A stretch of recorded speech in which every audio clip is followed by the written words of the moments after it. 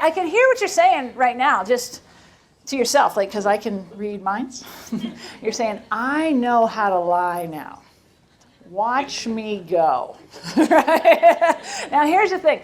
Sometimes you're going to be stressed, and sometimes you're going to feel like you need to lie. Right? It happens to all of us. Now, let me tell you what happened to me.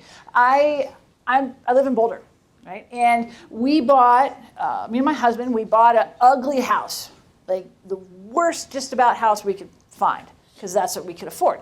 His mission was to take apart the whole house, board by board, build it back exactly how I want him, and then we'd have a new house, which has worked great.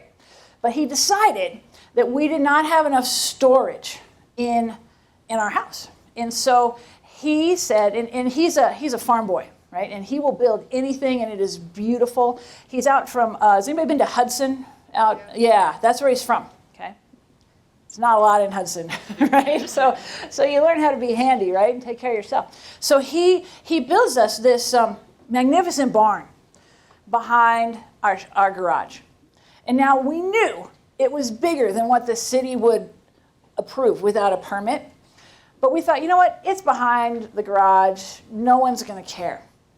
Well, this was Sunday afternoon.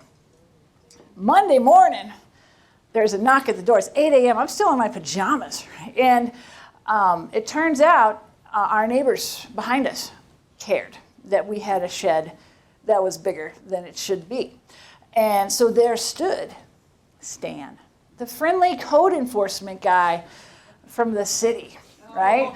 And now, mind you, ridiculous things happen every day in Boulder, every day, right? And you all know this, okay? And so doorbell rings, and Stan's standing there, and this is what he said. He goes, so,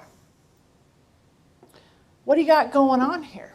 And I said, well, Stan, what do you think we got going on here?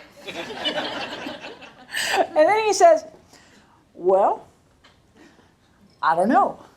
And now I get angry because he's trying to manipulate me, right? I am not dumb enough to self-incriminate, but there's a barn in my backyard. Like, I don't know what his intent is. Is he going to come around the corner with a wrecking ball? I don't know.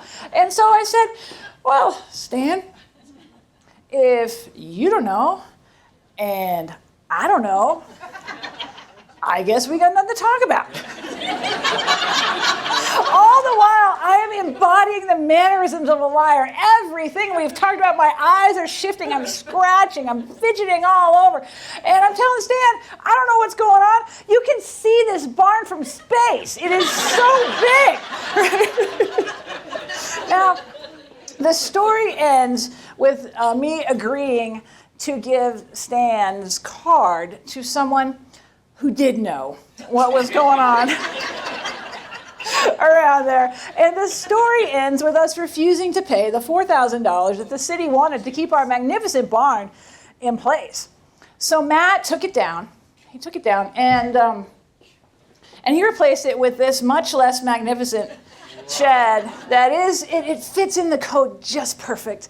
But we had more scraps left over, so he built us another shed. Because clearly in Boulder, it's better to have a shanty town than one magnificent barn. So just know that